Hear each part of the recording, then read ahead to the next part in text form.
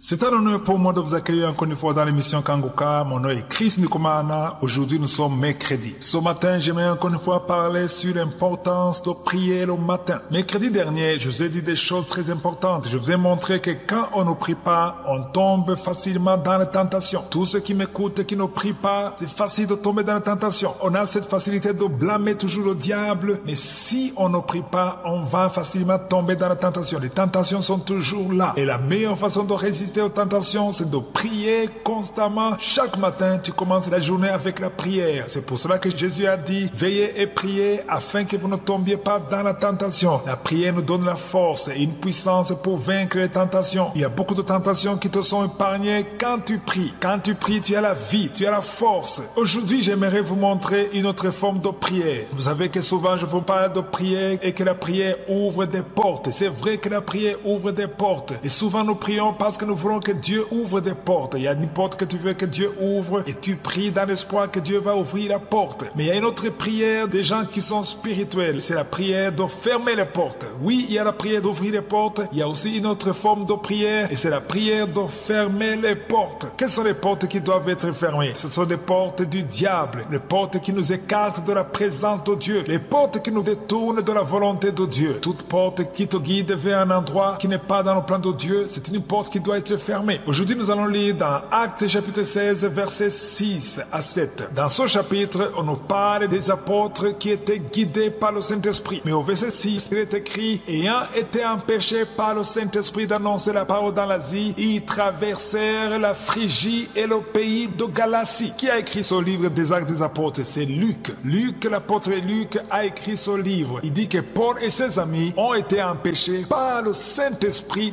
d'annoncer la parole dans l'Asie. Essaie de relire ce verset dans ta Bible. On dit que le Saint-Esprit a empêché Paul et son équipe d'aller annoncer la parole dans l'Asie. Une question s'impose ici. Est-ce que Dieu ne veut pas que la parole soit prêchée en Asie? Bien sûr que Dieu le veut. Est-ce que Dieu ne veut pas sauver les âmes, les païens qui sont en Asie? Oui, Dieu le veut. Mais ce n'était pas le temps, ce n'était pas le lieu. C'est pour ça que le Saint-Esprit les a empêchés. Autrement dit, le Saint-Esprit les a bloqués le chemin. Et quand il les a bloqués, ils ont été forcés de traverser la Phrygie et le pays de Galatie. Voilà comment le Saint-Esprit peut guider. Quand tu pries, il faut demander au Saint-Esprit de t'empêcher d'aller là où il ne faut pas aller. Il faut qu'il t'empêche d'aller où Dieu ne veut pas que tu ailles. Et au verset 7, il est dit, arrivés près de la Mysie, ils se disposaient à entrer en Bithynie, mais l'Esprit de Jésus ne le leur permit pas. Ce n'est pas notre esprit, c'est le même esprit. C'est le même Saint-Esprit qui est décrit comme l'Esprit de Jésus. Il ne le leur permet pas. Autrement dit, il les a empêchés. C'est-à-dire qu'ils étaient guidés par le Saint-Esprit. Il y a des portes que le Saint-Esprit peut fermer pour toi et il faut comprendre quand c'est le Saint-Esprit et il ne faut pas forcer. Le problème est que les enfants de Dieu n'écoutent pas le Saint-Esprit. Ils veulent à tout prix arriver à quelque chose. Tu as un plan, tu as un projet et tu veux absolument aller. Parfois, ça peut être un vol qui est annulé et tu vas condamner le diable alors que c'est le Saint-Esprit qui a bloqué ce vol. Il y a des situations où c'est le diable qui bloque, mais il y a aussi des situations où c'est le Saint-Esprit qui bloque. Comment savoir quand c'est le Saint-Esprit ou quand c'est le diable? C'est à travers la prière. Quand tu pries, tu vas discerner quand c'est le Saint-Esprit et quand c'est le diable. Parce que quand c'est le diable, tu vas prier et la porte sera ouverte. Une porte fermée par le diable finira par s'ouvrir. Mais quand la porte est fermée par le Saint-Esprit, il ne faut pas insister. Il ne faut pas insister parce que quand tu insistes, tu risques de briser la porte et de passer là où Dieu ne veut pas que tu passes. Apprenons à écouter le Saint-Esprit. Prie pour la direction du Saint-Esprit. Parce que la parole de Dieu dit dans Romains 8, verset 14, que ceux qui sont conduits par le Saint-Esprit sont des enfants de Dieu. Les fils de Dieu sont conduits par le Saint-Esprit. C'est vrai que nous nous sommes habitués à prier pour que les portes s'ouvrent. Mais aujourd'hui, je vous montre que parfois, le matin, quand tu prépares la journée, il faut prier pour que les mauvaises portes se ferment. Et quand tu vas prier comme ça, Dieu va le faire. Dieu ferme les portes qui ne viennent pas de lui. Il faut le dire dans ta prière. Tu es peut-être dans une relation de fiançailles. Tu es avec ton fiancé et un jour, ton fiancé te dit qu'il ne veut plus de toi. Sans aucune explication, il ne veut plus de toi. Il te plaque et tu pleures. Parfois, c'est Dieu qui ferme cette porte parce que ce n'est pas l'homme qu'il faut pour toi. Il y a un autre homme quelque part. Quand Dieu ferme, il faut demander si c'est Dieu ou si c'est le diable. Il y a un travail que tu veux absolument parce qu'il est mieux rémunéré. Tu vois le chèque que tu auras à la fin du mois, mais ce n'est peut-être pas le travail de Dieu. Prie pour que la porte de Satan soit fermée et que s'ouvre ta porte. Dieu fermera ce qui n'est pas de lui si tu le pries sincèrement.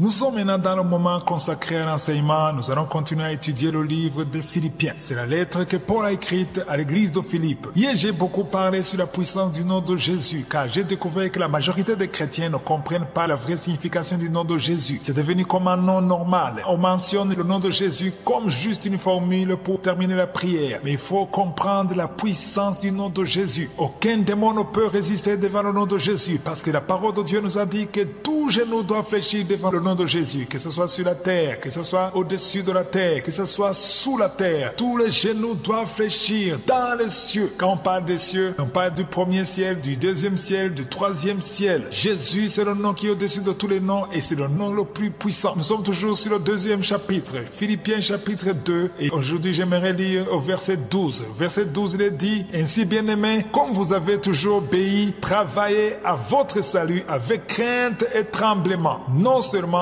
comme à ma présence, mais bien plus comme maintenant que je suis absent. Je vous demande d'analyser ce verset. Il y a quelque chose de surprenant. On nous demande deux choses. D'abord, d'obéir. Ça, c'est normal. Mais la deuxième chose qui est surprenante, on nous demande de travailler à notre salut. Comment est-ce qu'on peut travailler à notre salut? Parce que beaucoup de gens disent le salut, c'est gratuit. Et oui, c'est vrai. Le salut, c'est gratuit. On le reçoit gratuitement. Personne n'a payé pour avoir le salut. Quand on accepte Jésus, il vient dans ta vie. Il n'y a pas d'effort. C'est gratuit. On reçoit avec joie. Et on est sauvé, on est pardonné, tous les péchés sont pardonnés. Mais on nous dit au verset 12 qu'il faut travailler à notre salut. Que veut dire travailler à notre salut? Le salut, c'est quelque chose de précieux. Il faut le préserver, il faut le protéger. Il faut protéger le salut. Je connais beaucoup de gens qui ont bien commencé, qui ont accepté Jésus, qui ont eu le salut, mais après, en certain moment, ils sont tombés dans la tentation, ils sont retournés dans le monde. Moi, personnellement, je connais quelqu'un avec qui on a commencé dans le Seigneur. Il était rempli du Saint-Esprit, il prêchait les gens, il a mené les âmes à Christ, il était fervent pour le Seigneur, mais avec le temps, il s'est affaibli et il est retourné dans le monde. Je me souviens qu'on a beaucoup prié pour lui, mais ça n'a pas marché. Il est resté dans le monde, il a excellé dans le monde, il est retourné dans l'alcool, dans la fornication, et malheureusement, il est mort dans le péché, il est mort dans la drogue, dans la fornication, et ça fait très mal. Le salut, c'est quelque chose que tu as eu gratuitement, oui, mais il faut pas minimiser le salut, il faut protéger le salut, il faut garder jalousement ton salut. C'est pour ça que la parole de Dieu nous demande de travailler à notre salut. Le salut, c'est quelque chose de précieux, quelque chose de très important, quelque chose de vital. Tu peux perdre tout, mais ne perds pas le salut. Tu as peut-être beaucoup d'argent, tu peux perdre ton argent, tu peux perdre tout ce que tu as, mais ne perds pas le salut. Parce que le salut, c'est quelque chose qu'on gardera même après la mort. Si aujourd'hui tu as une femme et tu as des enfants, mais le jour où tu mourras, tu ne partiras pas avec ta femme, tu ne partiras pas avec tes enfants, tu ne partiras pas avec ton argent, avec ta richesse, avec tes maisons. Non, tu partiras avec le salut. C'est le salut que tu garderas éternellement, sans fin. Jésus a dit que celui qui croit en lui vivra même après la mort. Le salut, c'est quelque chose de précieux. Il ne faut pas mépriser le salut. Il faut le protéger. Il faut protéger ton salut. Il faut protéger ton cœur. Chaque personne qui m'écoute a une faiblesse quelque part. Peut-être tu étais ivrogne avant d'être sauvé. Maintenant que tu es sauvé, que tu ne bois plus, il faut te protéger. Peut-être que tu avais l'addiction de la cigarette. Il ne faut pas être avec les gens qui fument. Il ne faut pas t'exposer à la cigarette, parce que chaque fois qu'on est faible, il y a quelque chose que tu avais avant d'être sauvé et le diable le sait. Il essaie de t'amener les choses que tu aimais. Par exemple, si tu étais adultère ou tu étais dans la fornication, le diable connaît ta faiblesse. Fais attention, la parole de Dieu dit que nous n'ignorons pas les desseins de Satan. Le diable, le malin, connaît tes faiblesses.